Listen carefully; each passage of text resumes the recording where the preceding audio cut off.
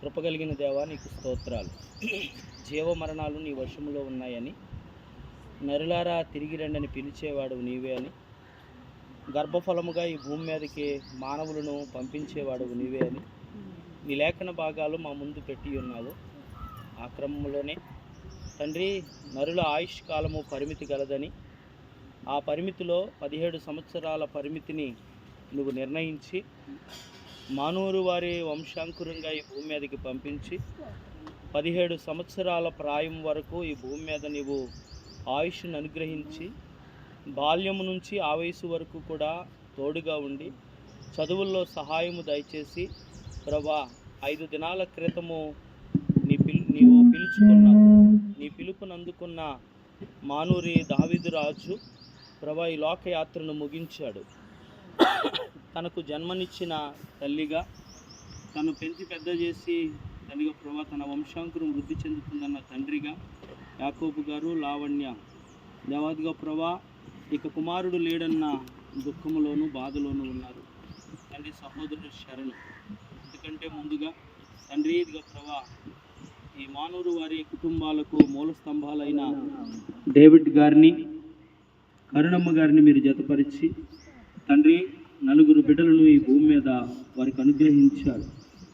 ప్రథమ సంతానమైన దావీదు గారికి యవన కాలం వచ్చినప్పుడు తండ్రి తన ఎముకైన భార్య ఝాన్సీతో జతపరిచి ఇద్దరుగా ఉన్న వారిని 4గా ఆశీర్వదించారు. తదుపరి యాకోబును, యోసేపును తండ్రిగా వివాహాల అనంతరం వారిని కూడా ఇద్దరిద్దరిని 4గా ఆశీర్వదించారు. అలాగే రమేష్ గారిని కూడా మీరు దీవించారు. ఈ క్రమంలో ఈ మానూరు వారి వంశాంకురాలు వర్ధిల్లుతున్నాయి.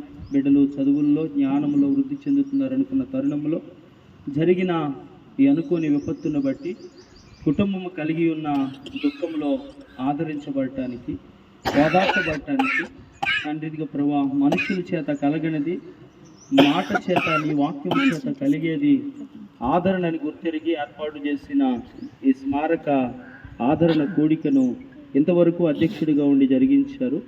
ఈ సమయంలో చదవబడిన లేఖన భాగము నీది ప్రభా. మేమందరము నీ వారము. నువ్వు మాట్లాడితే మాకు ఆదరణ కలుగుతుంది, నీ మాట మమ్మల్ని ఓదారుస్తుంది. అటువంటి కొన్ని మాటలు మాకు నేర్పించి ఈ మానూరు వారి కుటుంబాలకు, వారి బంధువర్గానికి కూడి చేరిన మా అందరికీ కూడా ఆదరణ కృపను మాకు దయచేయమని మహిమ, ఘనత, ప్రభావాలు నీకు సమర్పిస్తూ క్రీస్తు ప్రభు నామములో ఈ ప్రార్థన అడుగుచున్నాను పరలోకపు తండ్రి, ఆమేన్.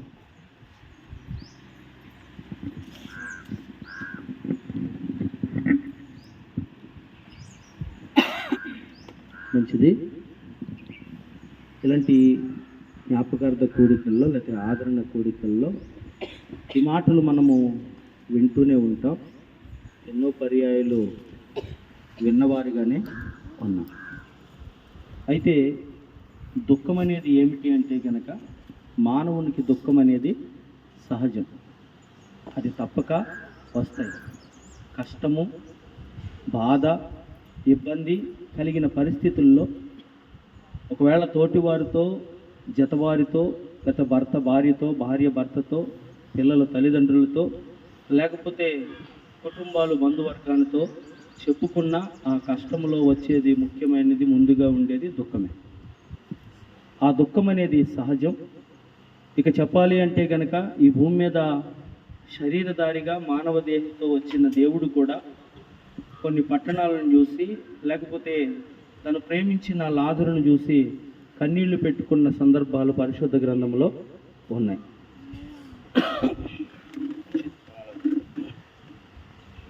పరిశుద్ధ గ్రంథంలో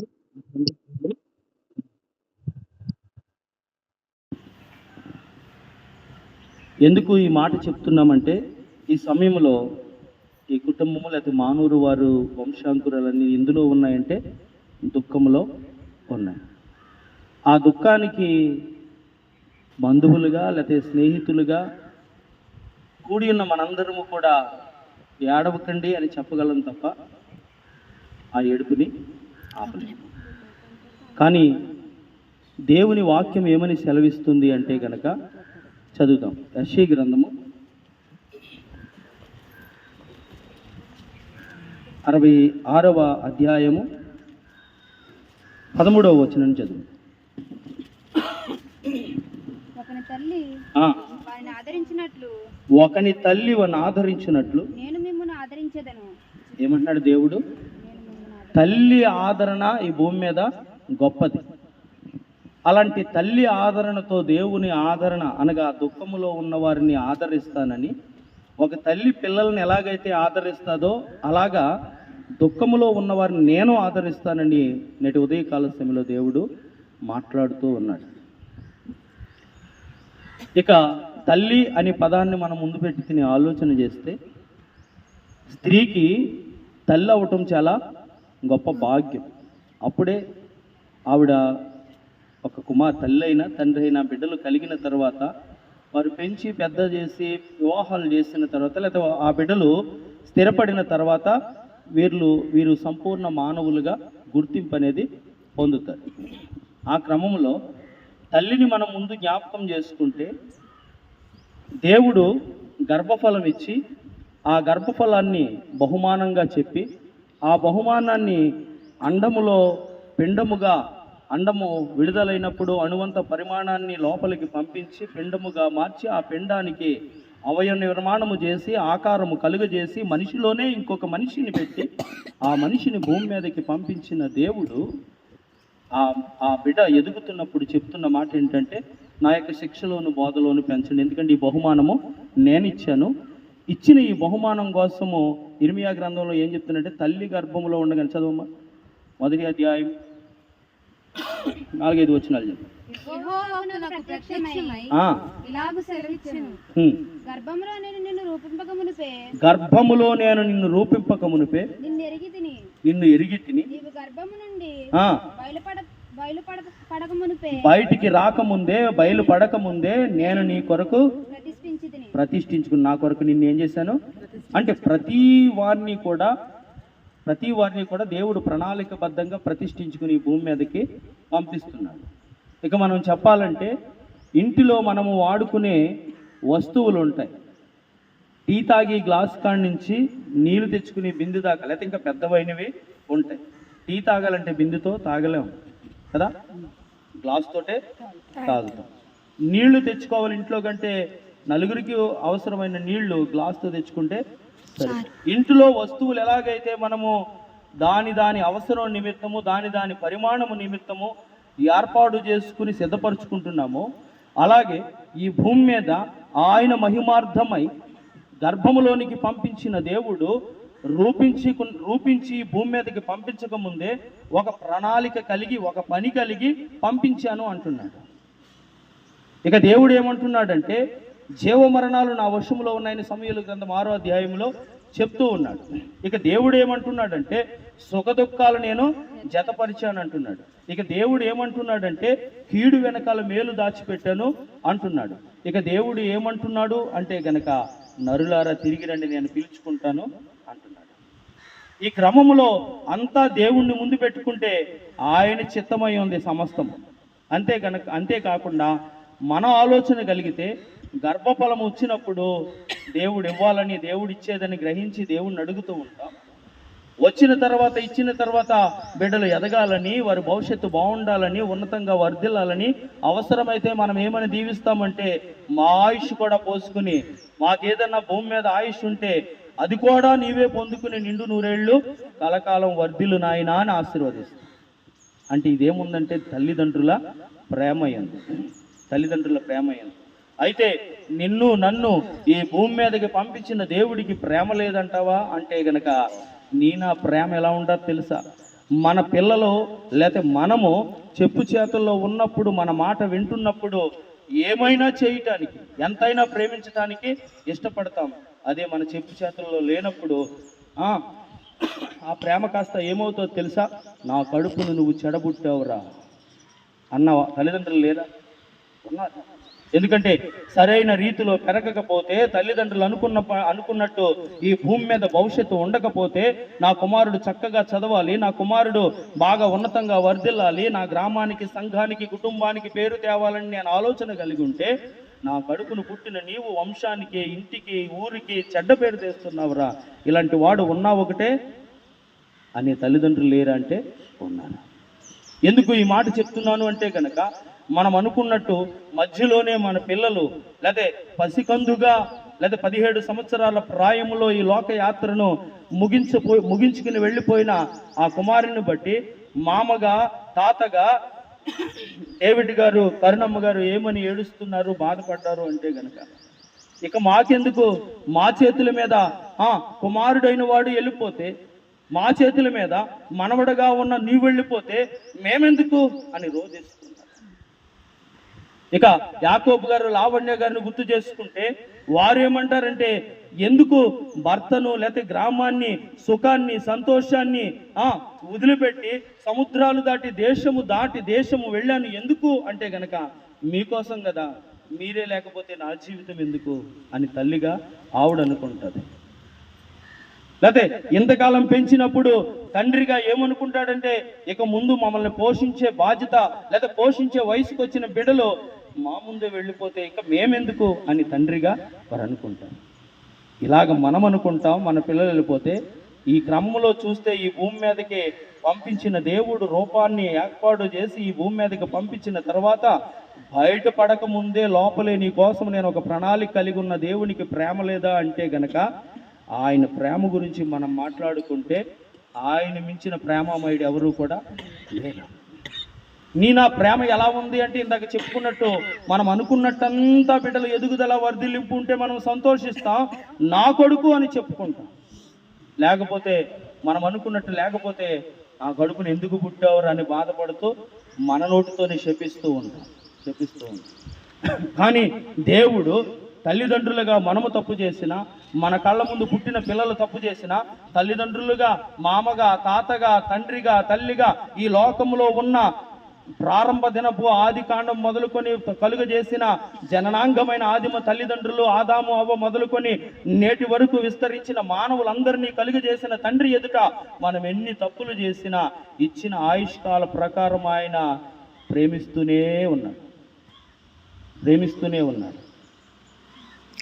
ప్రేమ ఎటువంటిది అంటే గనక ఆయన ప్రేమకు అగాపే ప్రేమ అంటే శాశ్వతమైన ప్రేమ. కొన్ని పర్యాయాలు కష్టములో కలిగినప్పుడు లేకపోతే ఇటువంటి బాధ వచ్చినప్పుడు దేవుడు మాకు అన్యాయం చేశాడు అని మనము అంటాం. దేవుడు అన్యాయస్తుడు కాదు. మరి ఎందుకు ఇలా జరుగుతుంది అంటే గనక ఇందుకు మనకే జరిగిందా అంటే కాదు. పరిశుద్ధ గ్రంథములో దేవునికి ఎంతో ఇష్టడు, దేవుని ఆరాధించుటలో దేవుని హృదయానుసరుడిగా ఈ భూమి మీద ఆరాధనకు మూలకారకుడుగా దేవుని ఇష్టడుగా ఉన్న దావీదు జీవితంలోనికి తొంగి చూస్తే, దావీదు బెత్షెబాను వివాహము చేసుకున్న తర్వాత లేకపోతే దావీదు బెత్షెబాతో కూడిన తర్వాత పుట్టిన బిడ్డ జబ్బు పడిందని రాయబడింది. నేను ఆ వాక్యాలన్నీ తీస్తే చదువు లేట్ అవుతుందని ముందుకెళ్ళిపోతాను. అందరికీ తెలిసిన సందర్భాలు గుర్తు చేసి, పుట్టిన తర్వాత పసికందుగా అనగా నెలలు రాలేదు, సంవత్సరాలు అవ్వలేదు, దినాల ప్రాయంలో ఉన్న బిడ్డ జబ్బు పడిందని తెలిసి 7 దినాలు అన్న పానాలు మాని రాజై ఉండి కూడా సుఖ సంతోషాలను విడిచిపెట్టి నేలను కూర్చుని ఏడుస్తూ ఉపవాసం ఉండి ప్రార్థన చేశాడు. ఎవరు? దావీదు. ప్రార్థన చేసిన దావీదు తర్వాత ఆ 7 దినాల తర్వాత జరిగింది ఏమిటి అంటే గనక ఆ బిడ్డ చెప్పండి చనిపోయింది. మరి దావీదు అక్కడికి ఇక్కడ తిరగలేదు, తన తెలిసినవేయో ప్రయోగాలు చేయలేదు, వైద్యులని ఆశ్రయించలేదు, కానీ దేవుణ్ణే ఆశ్రయించి ఆ పసికంది కోసం నిద్రాహారాలు మాని 7 దినాల్లో ప్రార్థన చేస్తూ వచ్చాడు. అయినా కానీ బిడ్డ బతకలేదు. ఎందుకు అంటే గనక ఆ బిడ్డ ఆయుష్కాలం అంతవరకే ఉంది. ఎందుకు అంటే గనక దావీదు చేసిన తప్పును బట్టి అది తీసుకున్నాడు తర్వాత విషయం. కానీ పసికందుగా కూడా దేవుడు పెళ్లి చేసుకున్నాడు. నెలలు కాదు, సంవత్సరాలు కాదు, రోజుల ప్రాయంలోనే పిలుచుకున్నాడు. ఇక తల్లిని ఆలోచన చేసి ఇందాక చెప్పుకున్నట్లు తల్లికి 2వ జన్మ ఎత్తినట్టే బిడ్డలను కనకమంటే. ఎందుకంటే గర్భవేదన ఆ ప్రసూతి సమయంలో పడే బాధ చనిపోవటం మేలు అనుకుంటుందంట. అలాగే మనం తొంగి చూస్తే 2 జనపదాలు కలిగిన ఇద్దరు ఈ భూమి మీద 2 వంశాంకురాలను ఇవ్వటానికి సమీపంగా నిండు చోళాలుగా ఉన్న రెబ్కా 20 సంవత్సరాల తర్వాత గర్భవతి అయితే ఆ సంతోషంలో ఆనందంగా నేను బిడ్డకి జన్మనిస్తున్నాను అనుకోకుండా ఏమన్నా తెలుసా, భర్త దగ్గరికి వెళ్ళి ఈ బాధపడటం కంటే చచ్చిపోతాం మేలన్నారు. రెబ్కా, ఇశ్రాయేలు వంశాలకు కారకురాలైన రెబ్కా ఏమంటుందో తెలుసా, ఈ బిడ్డలను కంఠం కంటే నేను చచ్చిపోతాం మేలు అని. ఎందుకంటే అంత వేదనతో కూడింది గర్భవేదన. ఇక బిడ్డను కంటూ యాకోబు ఎంతగానో ప్రేమించిన రాహేలు ఏమంటుంది తెలుసా, నేను చనిపోయిందండి, బెన్యామీను కని చనిపోయింది. అంటే బిడ్డను కంఠము. ఎందుకు ఈ మాటలు చెప్తానంటే, పోయినప్పుడు వేదన కంటే అప్పుడు కూడా వేదనే ఉంది. ఇలా బాధపడుతూ మనం చూస్తే కనుక ఇశ్రాయేల్లో ఆ ప్రభావం పోయిందని, మందసం పట్టబడిందని, ఏలి కోడలు కూడా గర్భస్రావం అయిపోయి కుమారుని కని చనిపోయింది. ఇక కొంతమందిని చూస్తే, లేకపోతే ఆది కాండంలోనికే వెళ్ళిపోతే, ఆదిమ తల్లిగా ఉన్న అవ్వేమంటుంది తెలుసా, ఒక బిడ్డను కని యెహోవా దయ వలన నేను ఒక పురుషుణ్ణి సంపాదించుకున్నాను అంటుంది. లేకపోతే ఇందాక చెప్పినట్లు రాహేలు అక్క లేయాని గుర్తు చేసుకుంటే ఒక బిడ్డను కని ఆవిడేమంటుందో తెలుసా, ఈ బిడ్డను బట్టి నా భర్త నన్ను ఇంకా ప్రేమిస్తాడు అంట. ఈ విషయాలు ఎందుకు చెప్తున్నానంటే, ఇప్పుడు కలిగే బాధ కంటే అప్పుడు కూడా బాధ గొప్పది. కానీ ఈ బాధలో తల్లిదండ్రులను జ్ఞాపకం చేసుకోవలసింది ఏమిటి అంటే కనుక, గ్రహించవలసింది ఏమిటి అంటే కనుక, బిడ్డలను ఇచ్చేది దేవుడు. 90వ సంకీర్తనలో మోషే చేసిన ప్రార్థనలో 3వ వచనంలో మనం గుర్తు చేసుకుంటే, నరులని కలుగు చేసిన దేవుడే నరులారా రండని పిలుచుకుంటున్నాడు. ఇంకా మనం గ్రహించవలసింది ఏమిటి అంటే కనుక, ఆ మోషేయే ప్రార్థన చేస్తూ ఏమన్నాడు తెలుసా, ఆ మోషే ప్రార్థన చేసిన మోషే ఈ భూమి మీద 120 సంవత్సరాలు బ్రతికాడండి. బ్రతికిన మోషే ప్రార్థన చేస్తూ ఆ 90 కీర్తనలో ఏమంటున్నాడంటే, మానవుని ఆయుష్ 60 సంవత్సరాలు, 70 సంవత్సరాలు, అధిక బలం ఉంటే 80 సంవత్సరాలు, ఆయాసమే దుఃఖమే. మరి ఆ ప్రార్థన చేసినట్లు 80 కాదు కదా, 20 దాకా కూడా దేవుడు ఉంచలేడు. 17 సంవత్సరాల్లోనే దావీదు రాజుని పిలుచుకున్నాడు. అందుకు ఏమంటున్నాడంటే 14వ అధ్యాయము చదివిన లేఖన భాగంలో మొదటి నుంచి కొన్ని వచనాలు మనం చదివితే, స్త్రీ కనిన నరుడు ఎన్ని దినాలంట, సంవత్సరాలు అంటే దినాల్లో కూడా రోజుల్లో కూడా దేవుడు ఏం చేస్తాడు, పిలుచుకుంటాడు. స్త్రీ కనిన నరుడు కొద్ది దినములో వాడై మిక్కిలి బాధనందును, వాడు పువ్వు వికసించినట్లు వికసించును, మరి వెంటనే వాడిపోవు. అందుకనే దేవుడు ఏం చెప్తున్నాడో తెలుసా, అనేక మంది బలాన్ని చూసి, ధనాన్ని చూసి, బంధువర్గాన్ని చూసి అనుకుంటారు, నాకేంటి అనుకుంటారు. కానీ నువ్వెంతటి గొప్పవాడివైనా, ఎంత బంధు బలగమున్నా, ఎంత ధన సంపన్నుడివైనా, ఎంత పేరు ఘటించిన వాడివైనా, నీ ప్రాణము నా దృష్టిలో ఎలా ఉందో తెలుసా, ఇంతలో కనబడి అంతలో మాయమైపోయే ఆవిరి వంటి ఊపిరి కలిగింది నీ ప్రాణం అంటున్నాడు. ఇక నువ్వు అంత గొప్పగా అనుకుంటే చూడు, అలా బయటికి వెళ్ళి వికసిస్తూ, లేకపోతే పువ్వు, నీ పెరట్లో పెరిగిన పువ్వు వికసించి వాడిపోయినట్లు నువ్వు వాడిపోతావు అంటుంది. లేకపోతే పెరిగిన గడ్డి కోయబడిన తర్వాత వాడిపోయినట్లు నువ్వు వాడిపోతావు అంటుంది. నీటి మీద బుడగ అందంగానే కనబడుతుంది, అలా వచ్చిన బుడగ అలా పేలిపోతుంది. చూడండి, ఎంత బలమో, ఎంత పేరు ప్రఖ్యాతలో ఈ భూమిని శాసించాలి, ఈ భూమిని ఏలాలి, ఈ భూమి మీద నేనే గొప్పవాడు అనుకునే మానవుడు దృష్టిలో పెట్టుకోవలసింది ఏంటో తెలుసా, మరణం ఎంత అల్పమైనదో అని. మానవుడు గ్రహించి జ్ఞాపకం చేసుకుని దినాలు గడపవలసింది ఏంటో తెలుసా, మరణము చాలా అల్పమైనదని. ఎంతలో కనబడి అంతలో ఈ క్రమంలో కొన్ని మాటలు చెప్పేసి నేను వాక్యాలు ముగిస్తాను. ఆదరణ ఎలా వస్తుందో, ఆదరణ ఎవరిస్తారో వాక్యం ఏమని చెప్తుందంటే కనుక, ఈ విషయాలన్నీ ఎందుకు గుర్తు చేశానంటే, మరణం మీద మనకు ఒక అవగాహన రావాలి. మరణం ఎవరికైనా వస్తుంది. దానికి స్త్రీ కనిన నరుడు అంటే తల్లిదండ్రుల కలయిక వల్ల పుట్టిన బిడ్డలు కొద్ది దినములు వాడై మిక్కిలి బాధ నొంది వాడిపోతాడని చెప్తుంది. అందుకనే ఇంకా మనం గుర్తు చేసుకోవాల్సిందంటే, దినముల్లో కాదు, సంవత్సరాలు, ఇన్ని సంవత్సరాల వరకు దేవుడు నాకు కృప చూపి ఆయుష్ని ఇచ్చాడని కృతజ్ఞత కలిగిన వారిగా ఉండాలి. ఇక యవన కాలంలో వెళ్ళిపోయిన బిడ్డల గురించి కూడా గుర్తు చేసుకుంటే, ఏ దావీదునైతే గుర్తు చేసుకున్నామో అదే దావీదు ఏమని ఏడుస్తున్నాడు తెలుసా? అబ్షాలోము రాజరికానికి వచ్చిన వయసులోనికి వచ్చాడు. అబ్షాలోము ఎటువంటి వాడో తెలుసా? ఇశ్రాయేలీల్లోనే సుందరుడంట. ఇంకా అబ్షాలోము గురించి చెప్పుకుంటూ వెళితే తన తలకురులు ఎంతో విలువైన స్త్రీ తలకురుల కంటే ఎక్కువ పొడవుగా, ప్రతి సంవత్సరం కూడా దానికి క్రాప్ వేయించకపోతే ఈడ్చుకుంటే వెళ్ళవలసి వచ్చేదంట రోడ్డు మీద. ఇంతటి పేరు ప్రఖ్యాతలు కలిగిన అబ్షాలోము, దావీదు తర్వాత రాజరికానికి వచ్చి పరిపాలించవలసిన అబ్షాలోము వార్తనాడు దావీదు యుద్ధములో హతులైన శత్రువుల వలె అబ్షాలోము అలా కాకుండా ఉంటే బాగుండు రాజుగారు అంటూ ఉంటే, నా బాలుడైన అబ్షాలోముకి ఏంటి యవన కాలంలోనికి ఇంచుమించు 40 సంవత్సరాల వయసు వస్తూ ఉంటే, ఆ వయసులో కూడా తల్లిదండ్రులకి పిల్లలు ఎలా ఉంటారంట? పిల్లల్లాగానే ఉంటారు.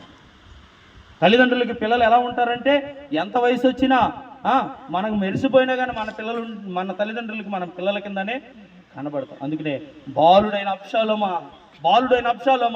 40 సంవత్సరాల యవన కాలంలో ఉన్న అబ్షాలోమును అంటున్నాడు, బాలుడైన అబ్షాలోమా, నీకంటే ముందుగా నేను వెళ్ళిపోతే, నీకు బదులు నేను వెళ్ళిపోతే బాగుండు కదని ఏడుస్తున్నాడు. ఎవరు ఈయన అంటే కనుక వాక్యము తెలియని వాడా, వాక్యం ఎరగని వాడా అంటే దేవుని హృదయానుసరమైన వాడు, దేవునికి ఇష్టమైన ఆరాధన చేసేవాడు, దేవునికి ఇష్టమైన ప్రార్థన చేసేవాడు. మరి ఎందుకు దుఃఖము అంటే కనుక మానవునికి దుఃఖం అనేది సహజం. దేవుడే చెప్తున్నాడు, సుఖం వెనకాల దుఃఖము రెండింటిని జతపరిచాను నేను అంటున్నాడు. సుఖ దుఃఖాలు నేను జతపరిచాడు. ఈ మాటలన్నిటిలో దుఃఖం అనేది ప్రాముఖ్యంగా వస్తుంది కనుక ఆ దుఃఖానికి నివారణ, ఆ దుఃఖము ఎవరి ద్వారా ఆదరించబడతాం, ఆ దుఃఖానికి ఆదరణ ఇచ్చేది ఎవరో కొన్ని మాటలు చెప్పేసి నేను నేటి వాక్యాన్ని ముగిస్తాను. చదివిన యెషయా గ్రంథంలోనే 66వ అధ్యాయం 13వ వచనం మరొకసారి చదువు.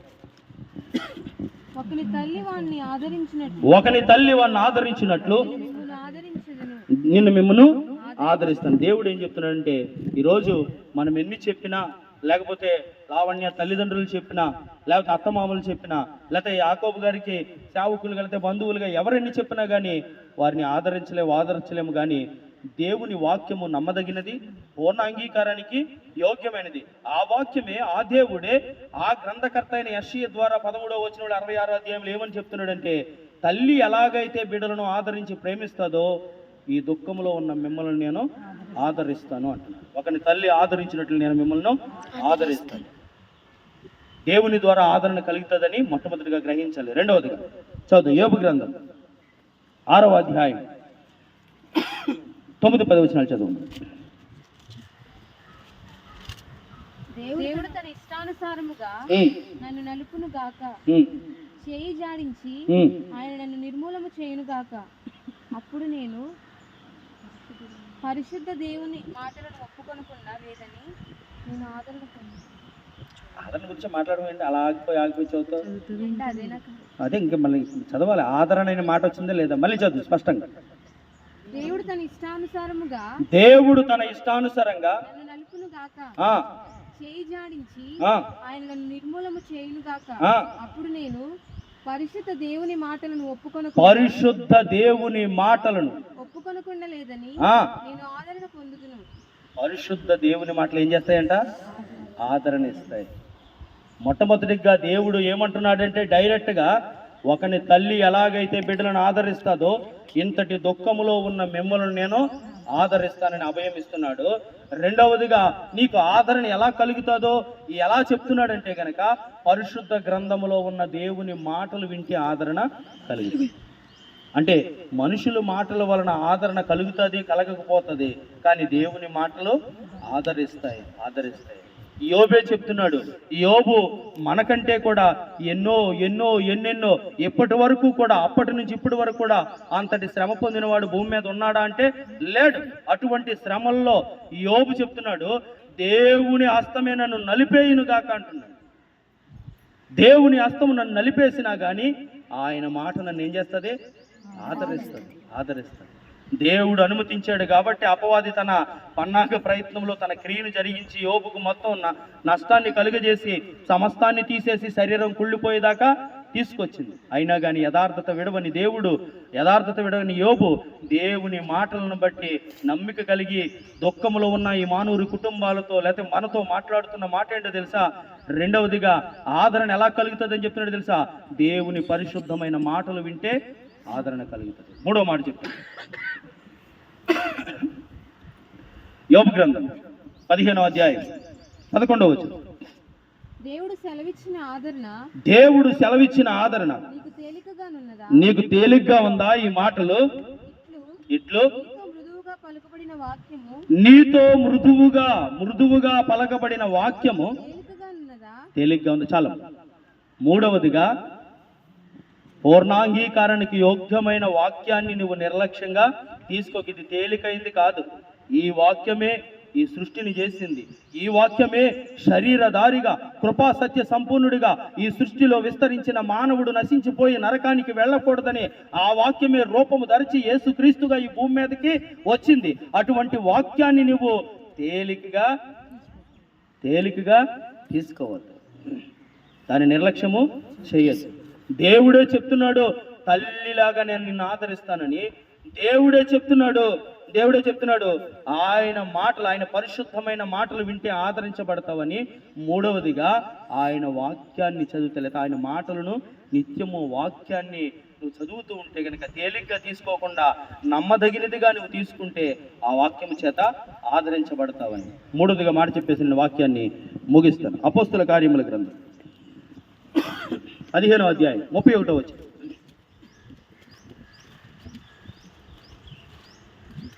వారు దానిని చదువుకొని అందువలన ఆదరణ పొంది సంతోషించారు. ఏం చేశారంట? దేని వల్ల ఆదరణ పొందారంట? నీ వాక్యమే నన్ను బ్రతికించెను, బాధలలో నెమ్మదినిచ్చెను. నీ వాక్యమే నన్ను బ్రతికించెను, బాధలలో నెమ్మదినిచ్చెను. కృపా శక్తి దయా శక్య సంపూర్ణుడా, వాక్యమై ఉన్న యేసు వందనమయ్యా. కృపా శక్తి దయా సత్య సంపూర్ణుడా, వాక్యమై ఉన్న యేసు వందనమయ్యా. నీ వాక్యమే నన్ను బ్రతికించెను, బాధలలోనే. నాలుగవదిగా నీకు నాకు ఆదరణ నెమ్మది కలగాలంటే గనక వాక్యాన్ని చదవాలంటే ఆ వాక్యం మనకు ఆదరణ ఇచ్చేది. యెహెజ్కేలు గ్రంథం 17వ అధ్యాయంలో మనం చదువుకుంటే బెన్హిన్నోము లోయ అనే ఒకటి ఉంది. ఆ లోయ అంతా ఎముకలతో నిండి ఉంది. తన ప్రవక్త అయిన యెహెజ్కేలును ఆ లోయలోనికి పంపించి నేను ఇచ్చిన వాక్యాన్ని అక్కడ ప్రకటించి అన్నాడు. మనుషుల మధ్యన కాదు, పట్టణంలో కాదు, ఒక లోయలో ఎముకలతో నిండిన ఆ లోయలు ప్రకటన చేస్తే అక్కడ జరిగిన సందర్భం ఏమిటో తెలుసా?